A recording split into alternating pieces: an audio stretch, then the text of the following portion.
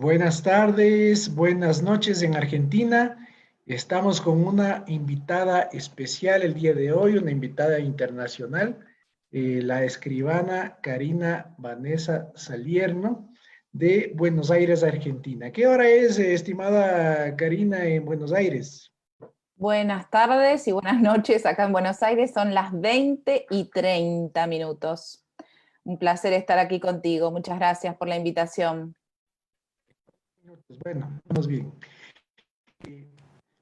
El día de hoy vamos a hablar de un tema súper importante, trascendental, que se refiere sobre el régimen patrimonial en las uniones convivenciales y también conocidas aquí como uniones de hecho en el Ecuador. Vamos a empezar primero con la exposición de Karina Vanessa Salierno respecto de las uniones convivenciales en Argentina.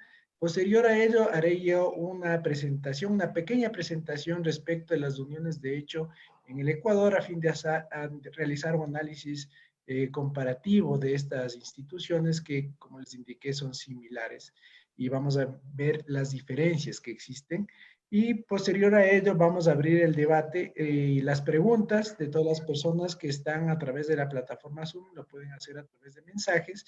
Igualmente las personas que están a través de Facebook Live pueden hacer sus preguntas y comentarios a través de los mensajes como lo hemos realizado en las conversaciones anteriores.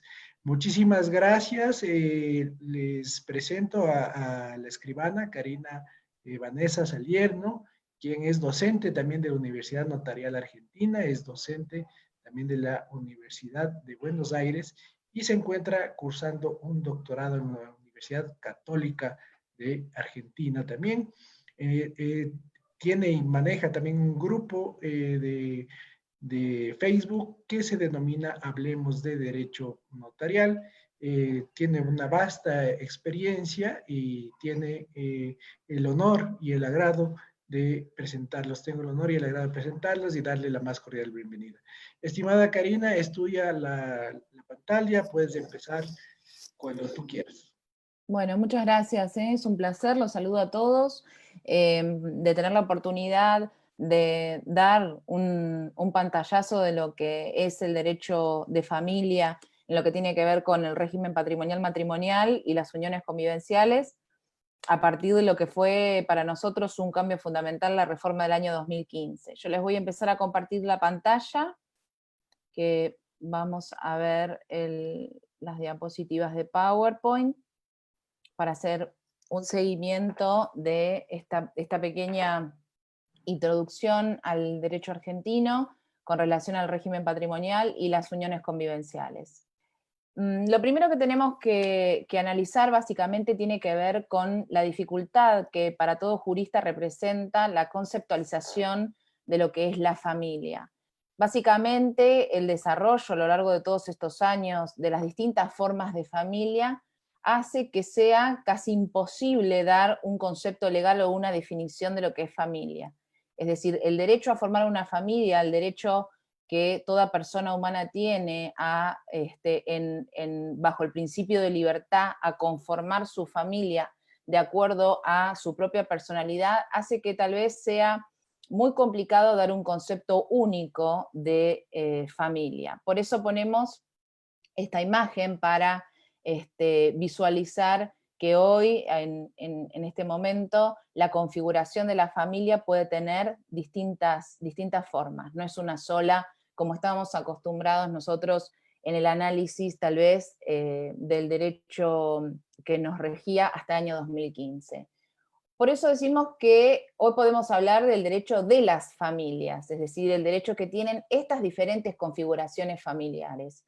Y según el origen o el vínculo de la pareja, históricamente se clasificó a la familia en matrimonial o extramatrimonial, siempre con un espíritu peyorativo, un aspecto peyorativo a aquella familia extramatrimonial, a los hijos extramatrimoniales, lo que hoy vemos totalmente modificado y que representa un avance en materia de derechos humanos y reconocimiento de la dignidad y la personalidad de cada uno de los sujetos que conforman el núcleo familiar. Con relación al origen del vínculo entre los miembros, obviamente que la familia puede ser que tenga un vínculo personal o un vínculo por afinidad. Con relación al origen de la relación filial, decimos que la familia puede ser familia de origen o familia por naturaleza o la familia adoptiva.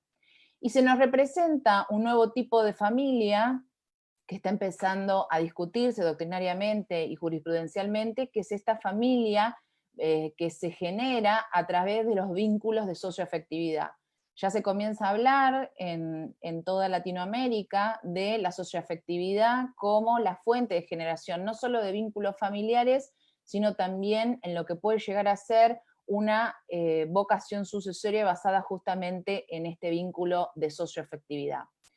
Según la cantidad entonces de progenitores que conviven con el niño, la familia también puede clasificarse en familias monoparentales o familias biparentales, y yo ahí les puse si podemos hablar también de una familia pluriparental. Ya tenemos casos en Argentina, en la jurisprudencia del reconocimiento de vínculos filiales de pluriparentalidad, lo mismo ha pasado en Brasil, por lo tanto, esto también lo ponemos sobre la mesa para discutir y para analizar y reflexionar, justamente con la base que tenemos de la libertad en la conformación de este núcleo de personas que se llaman familia. Y según el número de personas que lo integren, puede ser una familia nuclear, una familia anaparental o una familia extendida. Desde el punto de vista de las características del derecho de familia, básicamente en el derecho argentino, y lo que se replica también en la mayoría de las legislaciones codificadas, tiene que ver con una preeminencia del orden público o el interés general, es decir, una injerencia del Estado en la regulación de las relaciones de familia. También reconocemos una preponderancia de relaciones personales.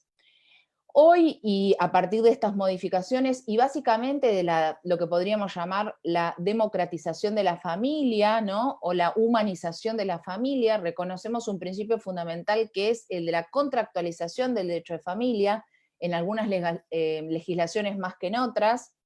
Vamos a ver que en el derecho argentino hay un aspecto sobre el cual tenemos que trabajar en pos de defender la contractualización de las relaciones de familia, tanto en el régimen patrimonial del matrimonio como en las uniones convivenciales.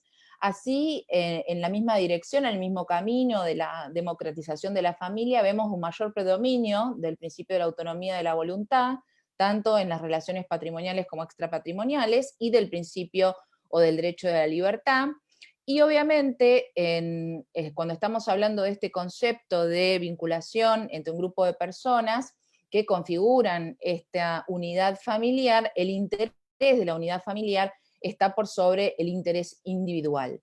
Obviamente también tenemos que tener en cuenta uno de los puntos fundamentales que se legisla en Argentina a partir del 2015 con la codificación unificada, es el principio de solidaridad familiar, que va a ser la base, ¿no?, de un estatuto forzoso que va a estar vigente tanto en las relaciones de familia, en la estructura del matrimonio, como en las uniones convivenciales.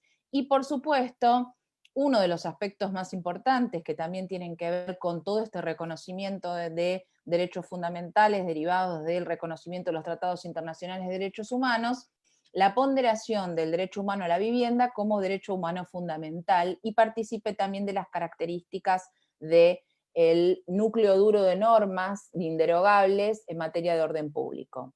Por eso les pongo el derecho humano a la vivienda como uno de los derechos fundamentales que se protege en dos aspectos fundamentales. Uno es el acceso a la vivienda, que en realidad tiene que ver también con políticas de Estado, con políticas legislativas que sean propicias para un acceso igualitario de todas las personas humanas a la vivienda, teniendo en consideración las, obviamente, situaciones de mayor vulnerabilidad que representan algunos colectivos de la sociedad.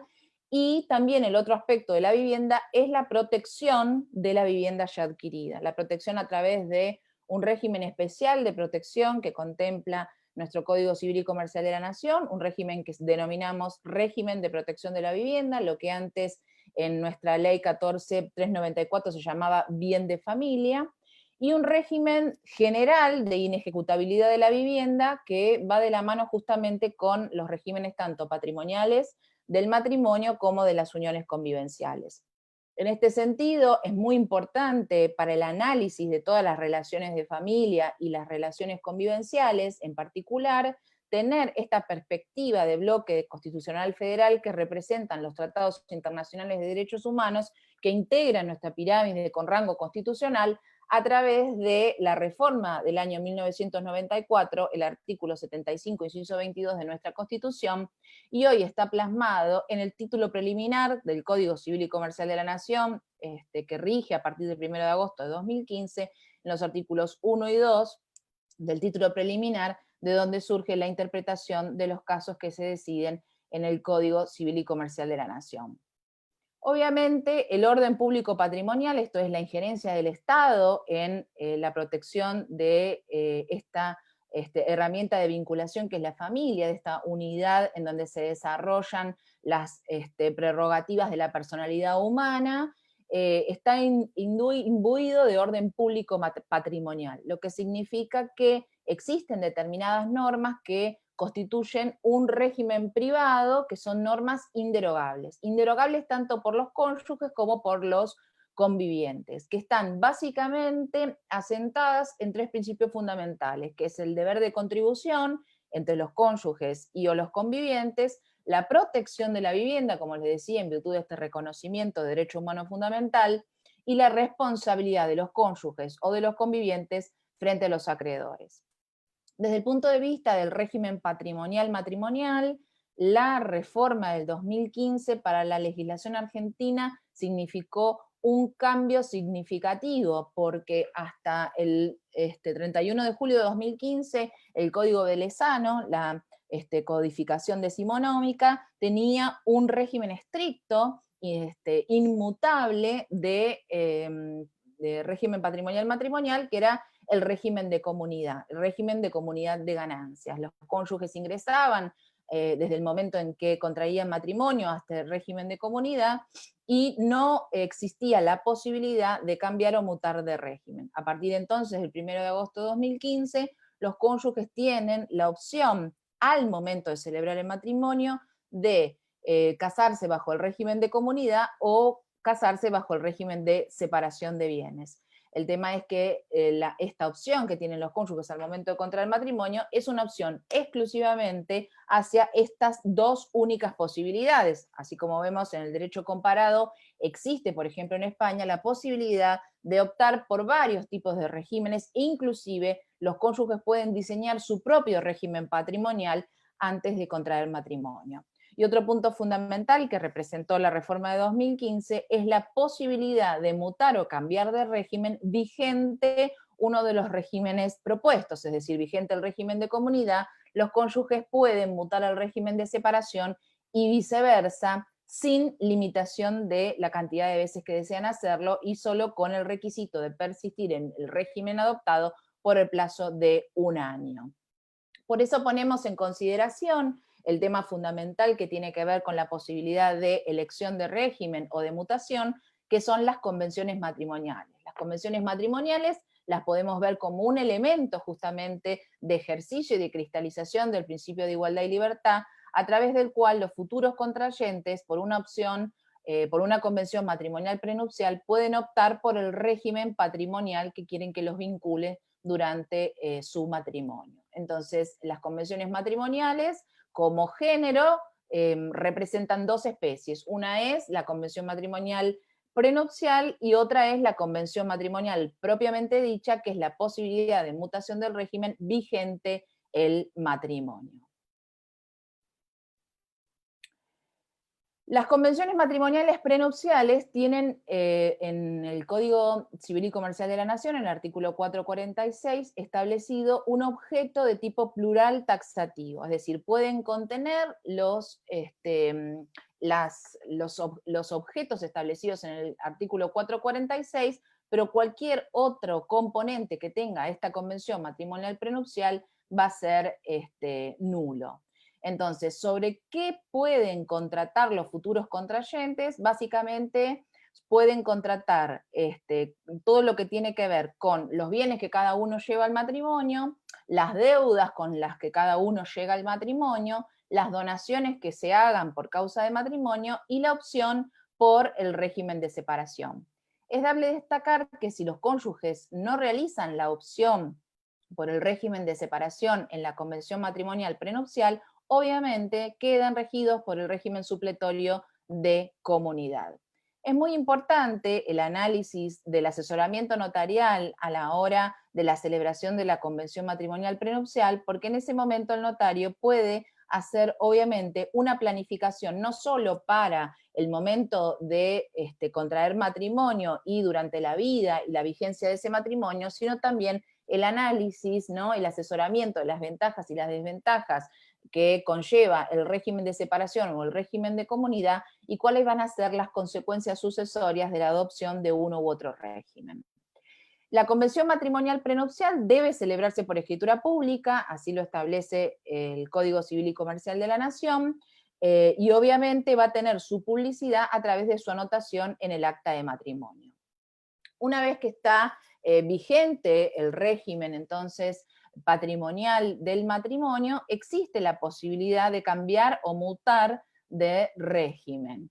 En este caso estamos enfrente de una convención matrimonial propiamente dicha vigente el matrimonio. Es importante tener en consideración que en el régimen patrimonial argentino existe una inhabilidad de contratación entre cónyuges cuando estos están justamente sometidos al régimen de comunidad. Es decir, los cónyuges que se vinculan a través del régimen de comunidad no pueden contratar entre sí, excepto determinados contratos que están específicamente habilitados en la legislación de fondo. Uno de ellos justamente es la convención matrimonial de cambio de régimen. ¿Cuál es el requisito? El requisito es un año de aplicación del régimen anterior. Entonces, a partir del año de aplicación del régimen anterior, los cónyuges están habilitados para cambiar o mutar de régimen de comunidad al de separación o viceversa. En este caso también se impone la escritura pública para la formalización y la autorización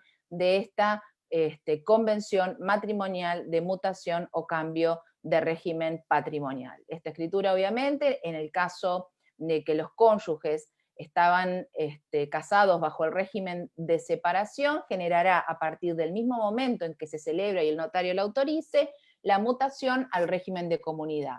Y cuando estaban casados bajo el régimen de comunidad, obviamente va a producir la mutación al régimen de separación y la extinción del régimen patrimonial de comunidad y el nacimiento del régimen de la indivisión poscomunitaria, que ahora en un momentito más vamos a ver las consecuencias. Obviamente, el régimen de comunidad tiene como característica la configuración de dos masas de bienes, los bienes propios y los bienes gananciales. El régimen de comunidad es un régimen supletorio porque se aplica y se impone a falta de opción en la convención matrimonial. Esta existencia de dos masas de bienes, bienes propios y bienes gananciales, está específicamente establecida en la legislación de fondo, es de orden público.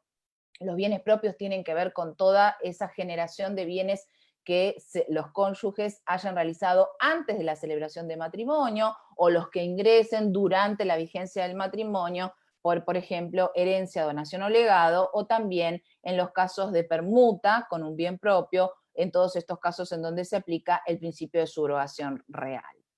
Así vemos cómo el artículo 464 establece cuáles son los bienes propios de cada uno de los cónyuges, como dijimos, los bienes adquiridos antes del matrimonio.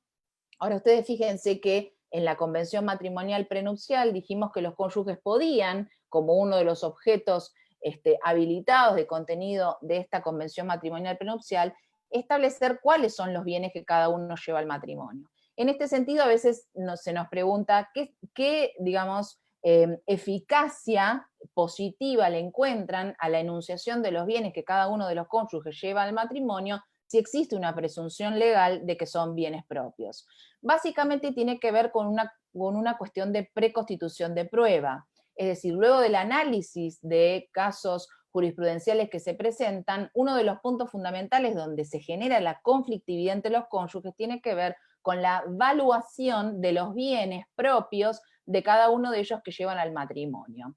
Y este momento de convención matrimonial prenupcial justamente es el momento en donde conviene, y es así como se debe asesorar, la preconstitución de la prueba de los valores, de los importes, de los bienes que cada uno lleva al matrimonio, o por ejemplo de los casos muy comunes que se dan cuando los bienes que se llevan al matrimonio son bienes, por ejemplo, un lote baldío sin mejora, sin construcción, y luego las mejoras se realizan vigente el régimen de comunidad. Luego vemos los recibidos por herencia, donación o legado, o sea, todo lo que tiene que ver con título gratuito, los adquiridos por permuta con otro bien propio, es el caso de, obviamente, la subrogación real mediante la reinversión de dinero propio o la inversión de dinero derivado de la venta, ¿no?, de bienes propios. Obviamente acá yo les coloco el tema fundamental de las recompensas, que tiene que ver con que los aportes que se hagan en bienes propios o gananciales de otra naturaleza van a tener al momento de la extinción del régimen su compensación a través del régimen de las recompensas. Y todo lo que tiene que ver también con las adquisiciones sucesivas, es decir, cuando un cónyuge adquiere una parte indivisa de carácter propio, las otras partes indivisas van a tener el mismo carácter justamente por el principio fundamental del origen del bien, que va a crecer a la totalidad del dominio del mismo. Con respecto a la prueba del carácter propio, nosotros tenemos un artículo específico, que es el artículo 466, que es el artículo que reemplazó al 1246 del Código Civil de Vélez Arfiel, en donde se establece que entre los cónyuges todas las pruebas son válidas justamente para acreditar el carácter propio del bien, porque en principio rige la ganancialidad, ¿no?, la presunción de ganancialidad de todos los bienes existentes al momento de la extinción de la comunidad. Pero frente a terceros no es suficiente justamente la confesión entre los cónyuges del carácter propio. Entonces, en el momento de adquisición de un bien propio por inversión o reinversión de bienes propios, es necesario que en el acto de adquisición se haga constar esa circunstancia, determinándose su origen y la conformidad del otro cónyuge. Es decir, el cónyuge viene a dar la conformidad con que esa inversión o reinversión de dinero es de carácter propio. Independientemente del régimen de comunidad o el régimen de separación de bienes que elijan los cónyuges al momento de la celebración del matrimonio, antes de celebrar el matrimonio, existe lo que llamamos el régimen primario. Este régimen primario yo lo denomino Estatuto Legal Forzoso de la Vivienda Familiar, porque tiene como base fundamental la protección de la vivienda familiar. Este régimen primario es aplicable tanto al régimen patrimonial de comunidad como al régimen de separación, e inclusive se aplica en el caso de las uniones convivenciales. En este sentido, el régimen primario se basa en la necesidad del asentimiento conyugal, este acto unilateral recepticio por el cual el cónyuge presta su asentimiento para la disposición de los derechos sobre la vivienda. Este régimen primario, entonces, basado en el reconocimiento del derecho humano a la vivienda como derecho fundamental, es un régimen, como les dije, que se aplica tanto en el régimen de comunidad como en el régimen de separación y se extiende a las uniones convivenciales. Asimismo, en el mismo Estatuto Legal Forzoso de la Vivienda, no solo la herramienta es el asentimiento conyugal, sino también un régimen general de inejecutabilidad de la vivienda, que está también contemplado en el mismo artículo 456, y este régimen de inejecutabilidad de la vivienda también se aplica a las uniones convivenciales, es decir, la limitación de ejecución de la vivienda familiar por los acreedores en el caso de que haya sido uno solo de los cónyuges o uno solo de los convivientes quien haya asumido la deuda sin el asentimiento del otro cónyuge o el otro conviviente. Dentro del estatuto legal forzoso o el régimen primario, es decir, estas normas imperativas de orden público, tenemos también, obviamente, el deber de contribución. El deber de contribución, como está dentro de las normas de orden público del régimen primario, son normas que se aplican a cualquiera de los regímenes patrimoniales del matrimonio y también a las uniones convivenciales, que tiene que ver con la contribución que los cónyuges o los convivientes deben hacer con las necesidades del hogar, los hijos, los familiares y todo lo que tenga que ver con las cargas del hogar, que deben asumirlas en proporción a sus capacidades económicas. Obviamente, esta asunción de deuda y este deber de contribución no tiene que ver solamente con aspectos económicos materiales, sino también con todo el desarrollo en el hogar, el cuidado de los hijos y el desarrollo de las tareas domésticas. Con respecto al asentimiento conyugal, entonces, este asentimiento conyugal va a tener protagonismo tanto en los casos de los bienes propios, si el bien propio es la vivienda familiar, como en los bienes gananciales. Se va a necesitar este acto unilateral que realiza el cónyuge con el fin de remover, ¿no?, ese obstáculo para la disposición del bien del cual es titular el otro cónyuge, que tiene como fin, en el caso del régimen de comunidad, estar cuidando esa expectativa de ganancialidad que le va a corresponder al momento de la extinción del régimen. Entonces, en los casos de los bienes gananciales, es necesario el asentimiento conyugal del otro cónyuge para enajenar o gravar, y ahí vemos bienes registrables, las acciones nominativas no endosables y las no cartulares. Este es un tema que antes del 2015 se discutía en la Argentina. Hoy ya no hay duda que para la transferencia de acciones se necesita el asentimiento conyugal, las participaciones en sociedades, establecimientos comerciales, industriales o agropecuarios, y todo lo que tiene que ver con las promesas de los actos comprendidos en los incisos del artículo 470. En materia de régimen de comunidad, la extinción del régimen de comunidad genera el nacimiento de otro régimen que en el Código Civil antes del 2015 no tenía una sistematización tan importante como tiene en el Código Civil y Comercial de la Nación, y un reconocimiento como un régimen específico en donde se van a aplicar unas reglas específicas que tiene que ver con una posición doctrinaria específica que se adoptó a partir del 2015, en donde va a ser diferente la aplicación de normas en el caso que el régimen de indivisión poscomunitaria nazca por muerte de uno de los cónyuges o en vida de uno de los cónyuges. Es decir, si el régimen de indivisión poscomunitaria nace por muerte de uno de los cónyuges, es decir, que la muerte del cónyuge extingue el régimen, se van a aplicar las normas del proceso sucesorio, es decir, el régimen de indivisión poscomunitaria se va a conjugar con el régimen de la indivisión hereditaria, y vamos a aplicar las normas del proceso sucesorio, con lo que tiene que ver con el deferimiento de la herencia y las reglas de la partición. En cambio, si el régimen de indivisión poscomunitaria nace en vida de los cónyuges, ya sea por divorcio, por ejemplo, de los cónyuges, o por mutación del régimen de comunidad al régimen de separación, se van a aplicar las normas específicas de la sección que está estableciendo y está sistematizando la administración y la disposición de los bienes indivisos. Para eso entonces tenemos el artículo 482, en donde establece que los cónyuges pueden acordar, y acá es muy importante lo que hablábamos de la contractualización de las relaciones de familia. En este momento pueden celebrar acuerdos que tengan que ver con la administración y la disposición de los bienes indivisos, y en caso que los cónyuges no llegan a ningún acuerdo, van a seguir vigentes las reglas de la comunidad. Obviamente, la segunda instancia en donde los cónyuges pueden contractualizar sus relaciones patrimoniales y las relaciones extrapatrimoniales es en el momento del convenio regulador. Nosotros a partir del 2015 tenemos un divorcio de tipo objetivo incausado, es decir, no existe una asignación de culpa, no hay cónyuge culpable o inocente como existía antes del 2015. Hoy el divorcio es objetivo, incausado, y puede ser a petición de uno de los cónyuges o de ambos cónyuges.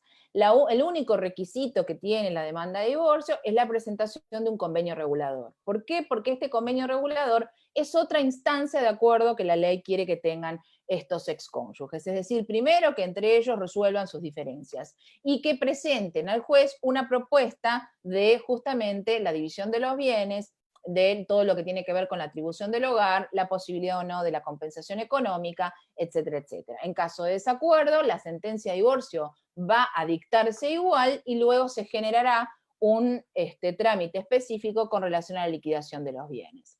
Nosotros hablamos de divorcio patrimonial cuando hablamos de la escritura de mutación de régimen y es recomendable para aquellos cónyuges que tengan un gran desarrollo empresario y comercial y que necesiten generar contratos entre sí, tener como objetivo, como decisión, la posibilidad de escindir patrimonialmente sus bienes a través de esta escritura de mutación de régimen, es decir, cambiar del régimen de comunidad al régimen de separación, generar un divorcio patrimonial mientras subsiste el vínculo matrimonial entre ellos. Como efectos del divorcio, nosotros tenemos tres básicos importantes, uno de ellos nuevo a partir de 2015, que tiene que ver con la compensación económica. La compensación económica es un efecto del divorcio y también es un efecto del cese de la unión convivencial, como vamos a ver. Es una herramienta muy positiva, estamos de a poco creando doctrina y jurisprudencia con relación a la forma de fijación de la compensación económica. Luego tenemos como efecto del divorcio los alimentos posteriores, que son de carácter excepcional. Los cónyuges en principio se deben alimentos durante la vigencia del matrimonio y durante la separación de hecho, pero no se deben alimentos luego del divorcio, excepcionalmente sí, en el caso de que exista una enfermedad grave que le impida a ese cónyuge autosustentarse o que ese cónyuge no tenga recursos propios ni posibilidad de procurárselos. Y otro de los efectos fundamentales es la atribución del uso de la vivienda familiar. Con relación a la compensación económica, es una herramienta muy útil, estamos desarrollando mucha doctrina para definir su naturaleza jurídica, tiene una naturaleza sui generis, sin embargo, se empezaron a ensayar teorías con relación a que la compensación económica se parece mucho a los alimentos, es decir, que tiene esta característica, este componente asistencial, pero si se acerca mucho al componente asistencial, al principio de solidaridad y a los alimentos, entonces va a impedir o va a limitar su contractualización, porque otra de las preguntas es, bien, yo tengo derecho a una compensación económica, ¿puedo o no puedo negociar con esta compensación económica? Por supuesto que si tiene las características del derecho alimentario voy a decir que no, pero si tiene otras características específicas sui generis voy a decir que sí.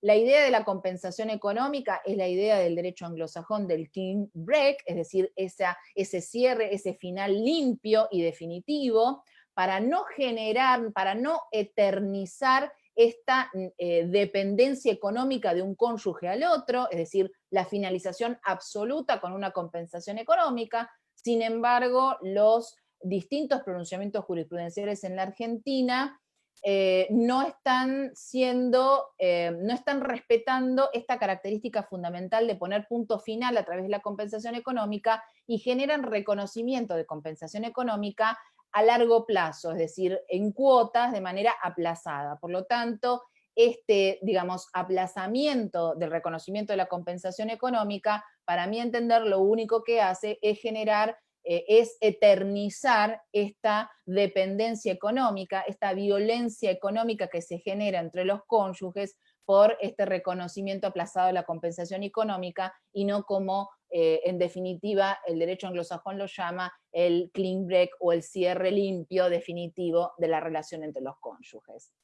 Aquí les pongo la discusión.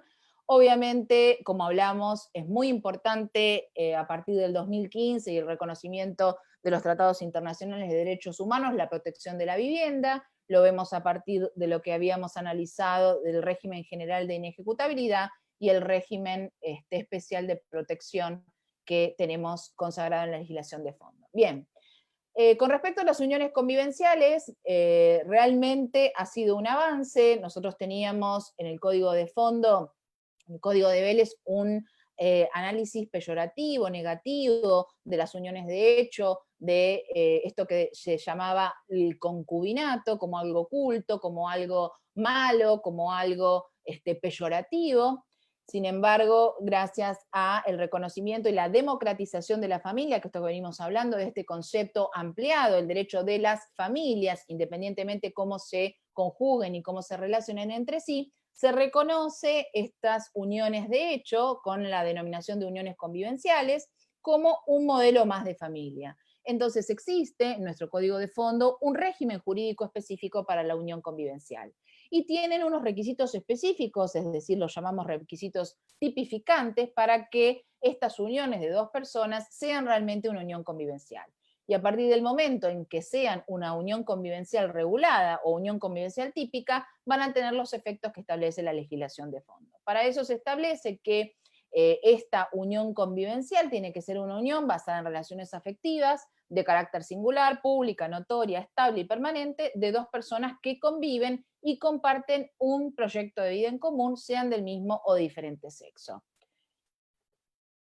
Así, perdón. El artículo 510 nos dice, bueno, ¿cuáles van a ser los requisitos que los convivientes tienen que reunir para que esta unión convivencial sea una unión convivencial reconocida por la legislación de fondo? Porque sin perjuicio de los requisitos tipificantes y estos requisitos del artículo 510, vamos a encontrar en los hechos, vamos a encontrar en la práctica uniones de hecho que no revisten las características de la unión convivencial típica que legisla el Código Civil y Comercial de la Nación. En principio, entonces, el reconocimiento de los efectos jurídicos de las uniones convivenciales requiere que las dos personas sean mayores de edad, que no exista vínculo de parentesco en línea recta en todos los grados, colateral hasta el segundo grado, inexistencia de vínculo de parentesco por afinidad en línea recta, inexistencia del impedimento de ligamen o convivencia escrita simultánea, y este es uno de los puntos en donde más problemas vamos a tener, porque hay muchas convivencias de muchos años que tienen impedimento de ligamen porque tienen justamente un matrimonio separado de hecho hace muchos años, pero que nunca se divorciaron. Y el plazo de convivencia, que es un plazo bastante aleatorio, pero se decidió así, la opción del legislador fue que el plazo de convivencia sea de 2 años. Es decir, a partir de 2 años cumplo con los requisitos del 510, entonces podemos decir que tenemos una convivencia. La prueba de la unión convivencial, es decir, la unión convivencial se puede probar por cualquier medio de prueba, testigos, una prueba confesional, por documentación, etc. El tema es que si la unión convivencial se inscribe en el registro civil, que para ello el registro civil y capacidad de las personas ha generado libros especiales de inscripción de uniones convivenciales, la inscripción de la unión convivencial es plena prueba, no se discute más. Es decir, si yo logro la inscripción de la unión convivencial, tengo plena prueba de la existencia de la unión convivencial. Ahora bien, esta registración en la práctica es bastante resistida, pero lo importante es que se debe generar conciencia y se debe justamente asesorar a los convivientes que la inscripción de la unión convivencial les va a generar a futuro ciertos efectos positivos que, sin perjuicio de que en el momento de inicio de la unión convivencial ellos no los quieran, cuando cese esta unión convivencial los van a reclamar, y si no tienen solucionado o contractualizada su solución, van a tener que recurrir a la justicia. Uno de los efectos fundamentales entonces de la unión convivencial es la posibilidad de pactar, es decir, es la posibilidad o es el principio de la autorregulación de las convenciones de las relaciones convivenciales. Fíjense que en materia matrimonial nosotros tenemos mucho más limitado el pacto de los cónyuges a esos dos regímenes de carácter inmutable y donde todavía prima el orden público. Sin embargo, en estos pactos convivenciales, los convivientes tienen absoluta libertad para pactar con relación a todo lo que tenga que ver con las cargas del hogar, con la atribución del hogar en caso de ruptura, con la división de los bienes obtenidos por el esfuerzo común. Sobre qué asuntos no van a poder pactar los convivientes y todo lo que tiene que ver con lo que vimos, el régimen primario. Es decir, ese estatuto legal forzoso o régimen primario que me voy a aplicar al régimen de comunidad, al régimen de separación y a las uniones convivenciales va a ser un piso mínimo, por sobre abajo no puedo pactar absolutamente nada.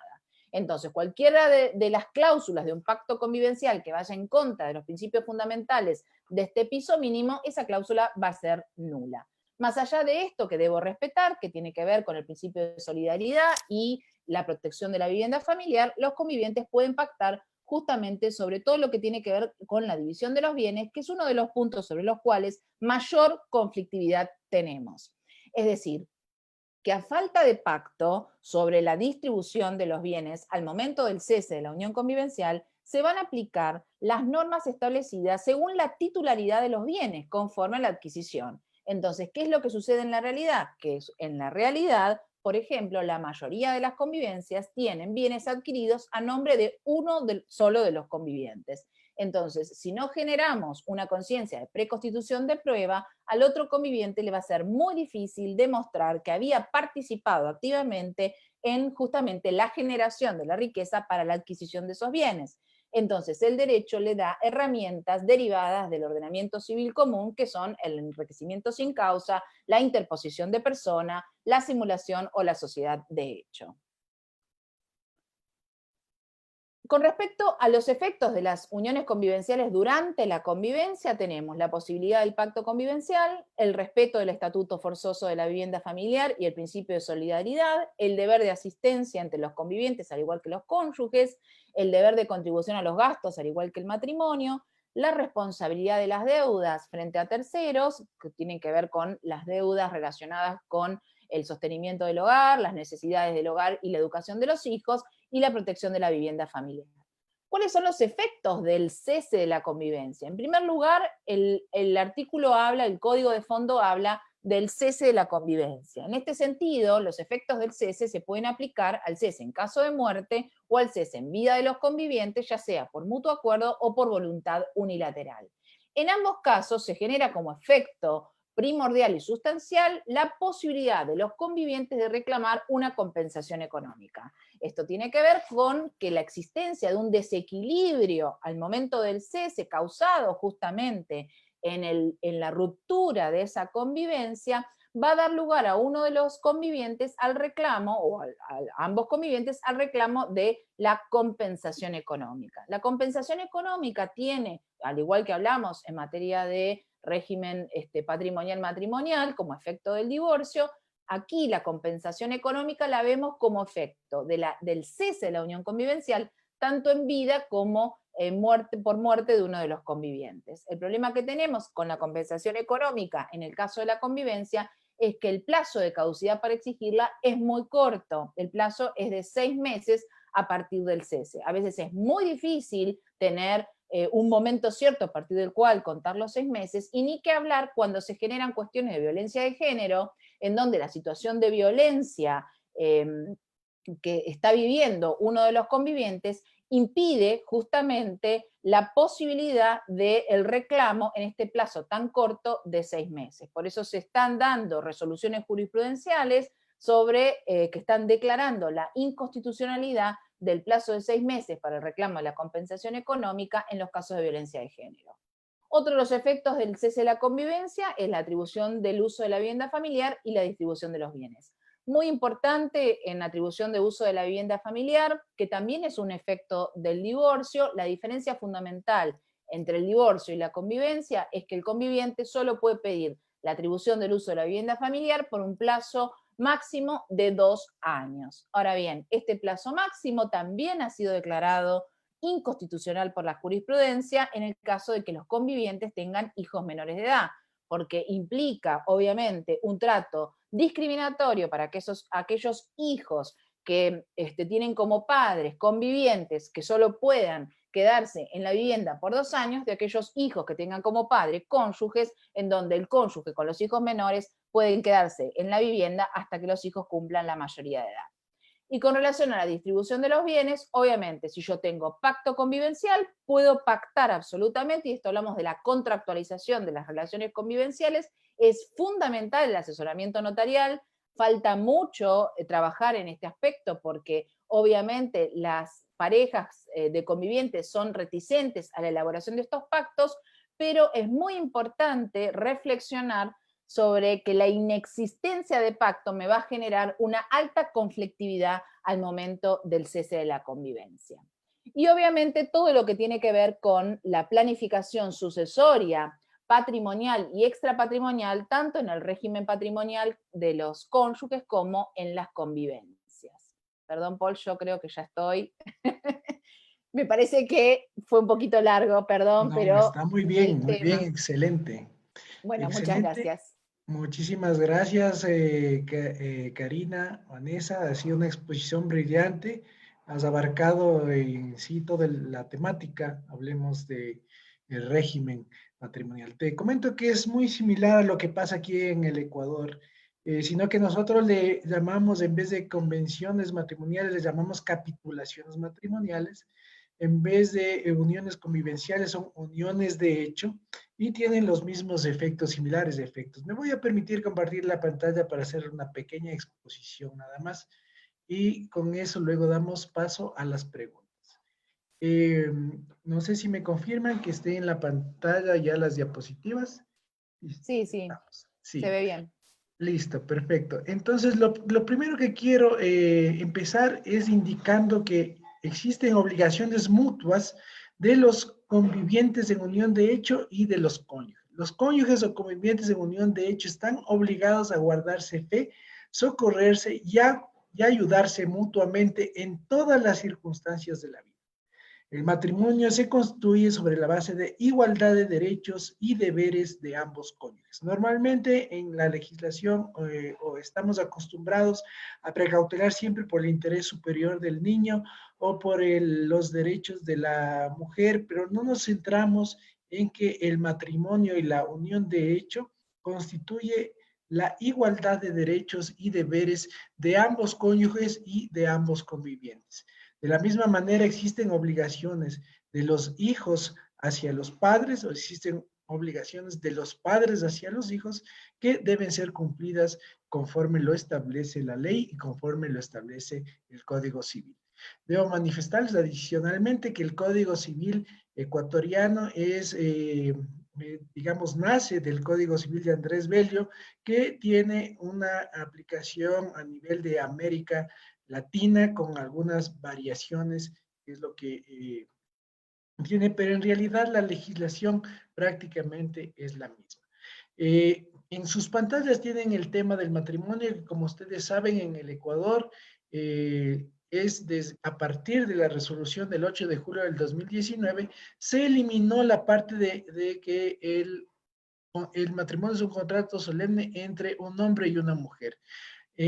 Una vez eliminado esto, ahora, como ven en la parte final de sus pantallas, ahora el matrimonio es un contrato solemne por el cual dos personas se unen con el fin de vivir juntos y auxiliarse mutuamente. Vemos que se elimina la palabra procrear y se elimina lo que es hombre y mujer, es decir, en el Ecuador ya desde el año del 8 de julio de 2019 se pueden realizar matrimonios entre parejas del mismo sexo. Esto ya se lo venía haciendo en las uniones de hecho. La unión de hecho, que en Argentina es conocida como las uniones convivenciales, igualmente está desde el año 2008, en las que ya se establece la unión de hecho de parejas del mismo sexo. Esta unión estable, monogámica, dice lo más importante aquí que hay que tomar en cuenta es que sea monogámica entre dos personas libres de vínculo matrimonial. Quiere decir que no deben estar casadas. Hay muchas parejas que están casadas pero viven con otras personas. No se puede demostrar o no se puede probar esta unión de hecho, ya que debe estar libre de vínculo matrimonial. Esto es importante que se conozca más que nada por los efectos respecto a derechos y obligaciones que establece el Código Civil y establece la ley. Así vemos que esta unión de hecho tiene los mismos derechos y obligaciones que las familias constituidas mediante matrimonio y da origen a una sociedad de bienes. A diferencia de lo que habíamos escuchado de Karina Vanessa respecto de lo que está pasando en Argentina, la unión de hecho y el matrimonio tienen los mismos derechos y las mismas obligaciones, es decir, todas las disposiciones legales establecidas en el Código Civil aplica de igual manera para la unión de hecho. Es también importante conocer la disposición del artículo 223 cuando esta unión de hecho no ha sido solemnizada o reconocida ante un notario público y no ha sido inscrita en el registro civil, esta unión de hecho debe probarse la existencia. Asimismo, vemos que en Argentina pasa lo mismo, debe probarse por lo menos que hayan transcurrido 2 años. Igualmente, en nuestra legislación ocurre lo mismo. En caso de controversia, dice, y para efectos probatorios, se presumirá que la unión es estable y monogámica transcurrido al menos 2 años. Esto es importante conocer, ya que muchos de los casos, las parejas, al menos por esta terrible pandemia que estamos pasando, se han visto en la necesidad de probar la existencia de la unión de hecho. Es recomendable que ustedes acudan a una notaría y solemnicen y reconozcan la existencia de la unión de hecho, más que nada por los efectos patrimoniales que se derivan de la unión de hecho, que son similares a los que tiene el matrimonio. Vamos ahora a ver que los bienes en la unión de hecho es igual que los bienes en la sociedad conyugal en el matrimonio.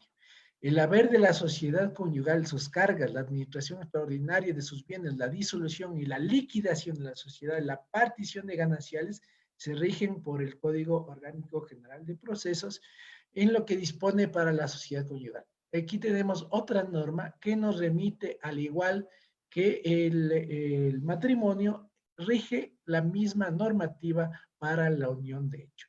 Por el hecho del matrimonio entre los convivientes, la sociedad de bienes continúa como sociedad conyugal. Esto también es importante. Hay parejas que ya viven en unión de hecho muchos años, han adquirido muchos bienes y luego de eso deciden casarse. No quiere decir que se terminó esta sociedad de bienes de la unión de hecho, sino que continúa, como vemos en la disposición del artículo 227 del Código Civil, continúa como sociedad conyugal. Es decir, esta sociedad de bienes se mantiene, no es que se termina o hay que liquidarla o que se suspende, siempre y cuando, por supuesto, sean las mismas personas las que hayan contraído matrimonio. Eso es importante conocer. Respecto de lo que había hablado Karina Vanessa, sobre el tema de los regímenes de bienes en el matrimonio, que aplica también a los regímenes de bienes en la sociedad, en la unión de hecho, podemos hablar así. Tenemos la comunidad universal de bienes, que es por el hecho del matrimonio y de igual manera, por el hecho de que las personas deciden vivir juntos, se crea esta comunidad universal de bienes. Todos los bienes que se han adquirido dentro de esta comunidad pasan a formar parte de la sociedad conyugal o de la sociedad de hecho. Por eso es importante conocer y establecer desde qué fecha se declara o se reconoce la unión de hecho, porque a esta fecha se retrotraen los efectos patrimoniales. En la consulta que hicimos en el grupo Derecho Notarial, la mayor parte de personas escribió de que los efectos patrimoniales, o votaron por la opción de que los efectos patrimoniales son a partir de la inscripción de la unión de hecho en el registro civil. Pues no es así. Los efectos patrimoniales se retrotraen a la fecha en la que los convivientes decidieron vivir juntos. Desde el primer día que la pareja decidieron vivir juntos, desde este día se crea la unión de hecho y la sociedad de bienes. Por eso cuando se hace la solemnización de esta sociedad de bienes en la notaría ante el notario público, deben indicar en qué fecha empezaron la unión de hecho. Y a esta fecha se retrotraen los efectos patrimoniales de la unión de hecho. Es decir, que si es que uno de los convivientes compró un vehículo cuando ya estaba viviendo en unión de hecho, ese vehículo entra a formar parte de la sociedad de bienes o de la unión de hecho. Es decir, tiene el derecho los dos convivientes sobre el bien que fue adquirido. Así lo haya adquirido uno de los convivientes o el esposo o la esposa o la cónyuge o el cónyuge en el matrimonio. Esta es la comunidad universal de bienes. Y al igual que en Argentina, esta nace por el hecho del matrimonio y si es que no se estableció un régimen distinto. Este régimen distinto que son las capitulaciones patrimoniales y que la escribana Karina Vanessa nos indicó que se llaman en Argentina convenciones matrimoniales. matrimoniales. Ahí tenemos en sus pantallas lo que son la comunidad parcial, que son las capitulaciones matrimoniales, que son las convenciones que celebran los cónyuges antes de casarse. Esto también es importante, antes de casarse, al momento de la celebración del matrimonio o durante el matrimonio. En estas capitulaciones matrimoniales se puede establecer qué bienes entran a formar parte de la sociedad de bienes o qué bienes no entran a formar parte de la sociedad de bienes, o se puede establecer que un determinado bien entre a formar parte o una donación de un cónyuge al otro cónyuge. Debemos recordar que las donaciones que se realizan los cónyuges son las únicas donaciones que son revocables, son donaciones por causa de matrimonio. De la misma manera, esta comunidad parcial de bienes puede establecerse en la unión de hecho y no tiene el nombre de comunidad parcial o capitulaciones matrimoniales, sino se denomina como régimen distinto de la sociedad de bienes. Esto debe hacerse por escritura pública, al igual que las capitulaciones matrimoniales se realizan por escritura pública. De la misma manera, este régimen distinto que se realiza en la sociedad, en la unión de hecho, debe realizarse por escritura pública ante notario. Y por último tenemos la separación total de bienes, o que es conocido también como la disolución de la sociedad conyugal. Karina nos hablaba como el nombre divorcio, no sé si me equivoco, divorcio patrimonial, que viene a ser las personas siguen casadas, pero se disuelve la sociedad conyugal, la sociedad de bienes. Efectivamente, en nuestra legislación también se puede realizar esto, tomando en cuenta que también en la unión de hechos se puede realizar esta terminación de la sociedad de bienes en la unión de hecho. También debe realizarse por escritura pública y se puede dar por terminado, es decir, la pareja que decide vivir en unión de hecho pueden el mismo día hacer la unión de hecho y el mismo día fijar como un régimen distinto a la comunidad universal de bienes, que sea una separación total de bienes. Esto es digamos, muy poco conocido por los abogados y por los usuarios, pero es importante que se pueda aplicar. Con esto se evitan muchos problemas posteriores o futuros. Lo que sí se tiene una aplicación muy conocida o que se realiza con mayor frecuencia es la disolución de la sociedad conyugal, que, como les vuelvo a repetir, es la terminación de la sociedad de bienes. Siguen casados, pero todos los bienes que cada uno de los cónyuges o convivientes adquieran son de propiedad exclusiva de cada uno de los cónyuges o de cada uno de los convivientes. Los bienes que entran a la sociedad conyugal o los bienes que entran también a la sociedad de bienes en la unión de hecho. Esto es importante también conocer porque no todos los bienes entran a la sociedad conyugal.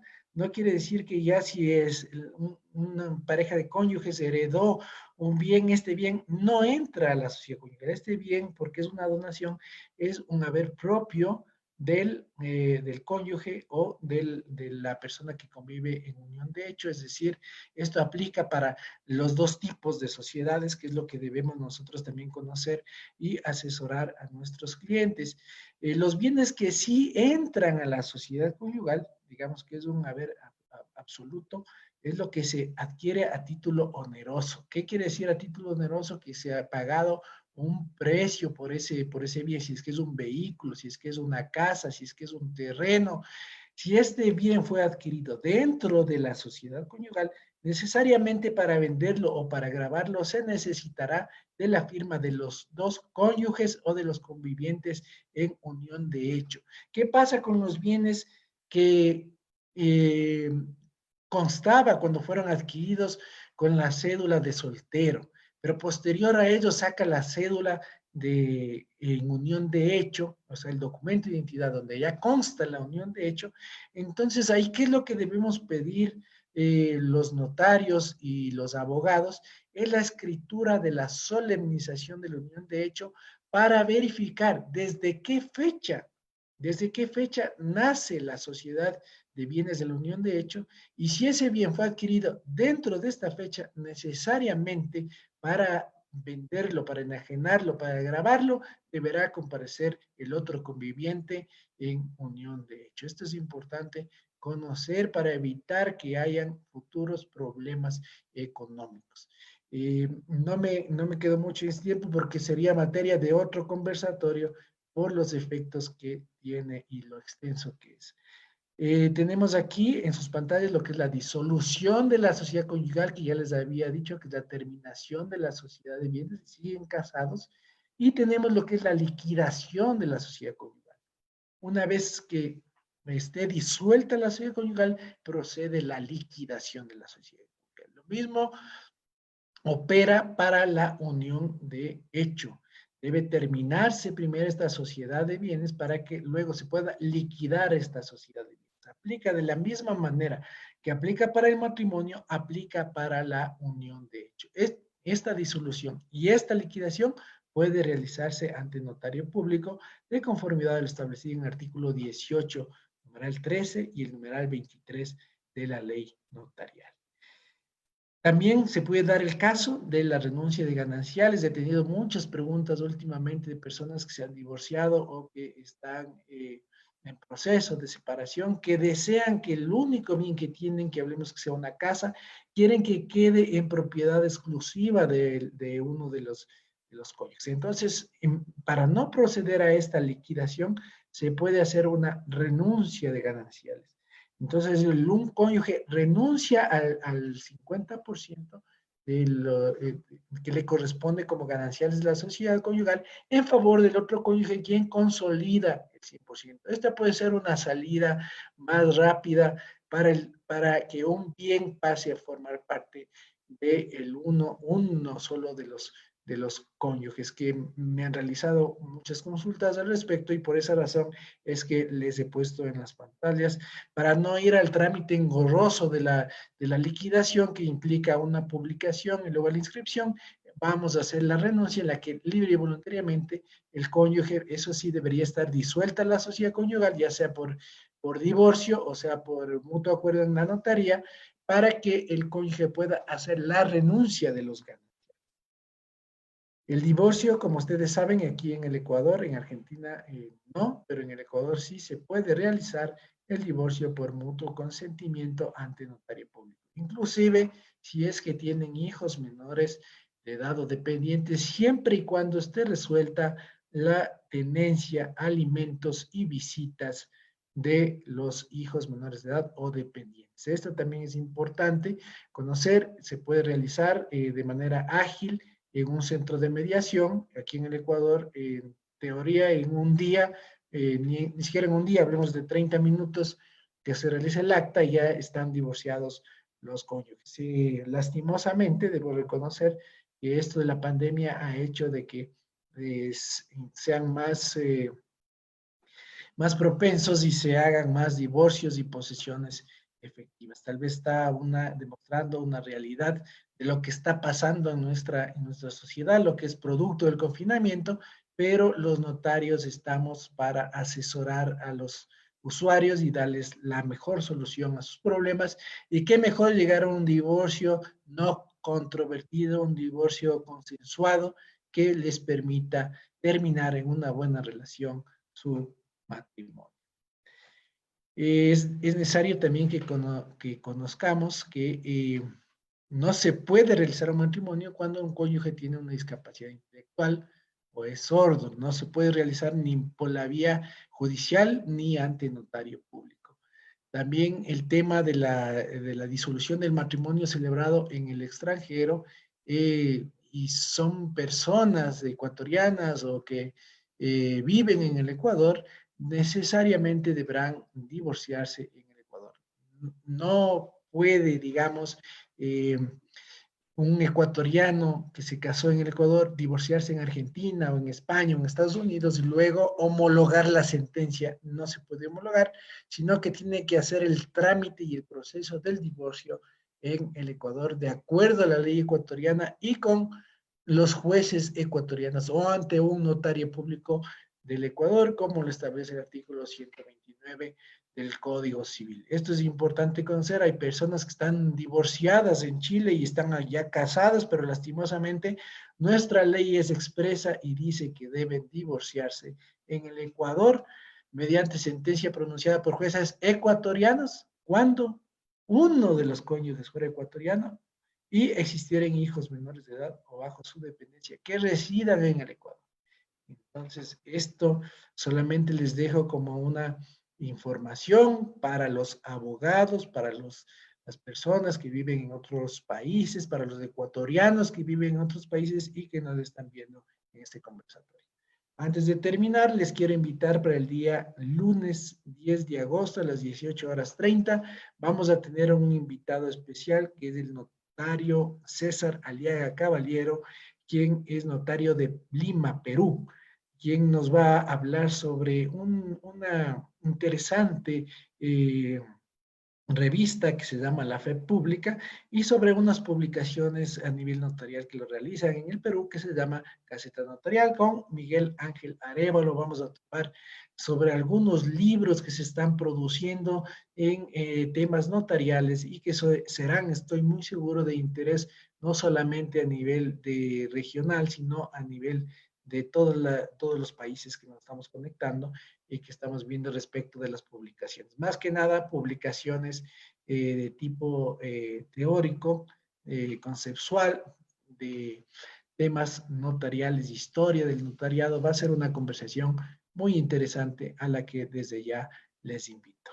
Muchísimas gracias por haber estado en este conversatorio. Muchísimas gracias también, Karina. Tenemos muchas felicitaciones. Estoy revisando ahora en el chat. Dice Natalia Marcau, excelente exposición. Tenemos de Jacqueline Santos también, muchos saludos. En fin, buenas noches de William Gia. Felicitaciones. Tenemos, déjame decirte, Karina, que tenemos muchos saludos y felicitaciones de algunas partes de aquí del Ecuador. Dice provincia de Santa Elena, felicitaciones. En fin, y saludos también tenemos aquí desde Perú. Felicitaciones a Paula Arellano y a mi amiga Karina Azalier, nos dice Javier Hernán Moreira. Y tenemos también muchas felicitaciones de parte de Paulina Tapaxi, felicitaciones, doctor Arellano, en fin, tenemos muchas felicitaciones, Karina. Las preguntas creo que las tenemos en chat también. Patricio Viteri dice una gran exposición. Me gustaría preguntarte, estimada Karina, el notario que nos aclares un poco, el notario en Argentina no puede divorciar, no puede liquidar y ni terminar la unión. De hecho, si nos puedes aclarar eso, ¿cuál es la función del notario dentro de la disolución o la terminación de las uniones convivenciales y del matrimonio? Bueno, en el caso del matrimonio no podemos ni casar ni divorciar. Solamente participamos en el caso de la liquidación de la comunidad de ganancias, en la partición, podríamos autorizar una escritura de partición y adjudicación de los bienes, pero el divorcio sigue siendo judicial y el matrimonio es administrativo en el registro civil. Se ha avanzado bastante dentro de la ley de jurisdicción voluntaria o de competencia no contenciosa. Se ha avanzado desde el punto de vista doctrinario, hemos hecho presentaciones legislativas, pero todavía no logramos una modificación, porque bueno, obviamente estos temas vienen de la mano de un tema muy, muy árido como es también la sucesión extrajudicial. Por lo tanto, todavía no hemos logrado esa competencia, esa incumbencia en materia de divorcio, pero sería fantástico. Básicamente hoy, por la estructura que tenemos de divorcio objetivo incausado, en los casos de divorcio por mutuo acuerdo, es un sinsentido cargar la justicia de estos trámites que podrían ser, como vos bien decís, en 30 minutos podríamos solucionar un tema que tal vez en la justicia le lleve meses.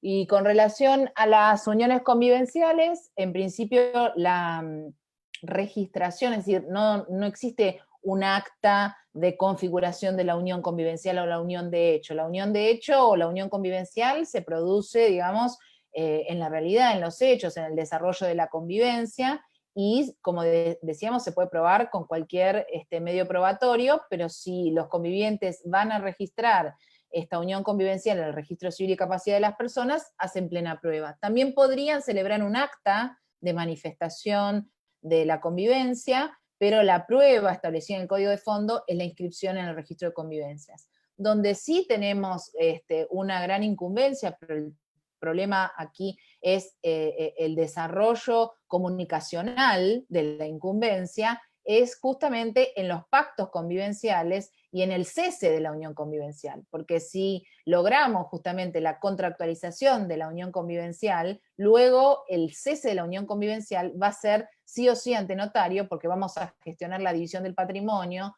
sin necesidad de recurrir a la justicia. Pero el problema que tenemos justamente es que hace poco tiempo que estamos con la posibilidad entonces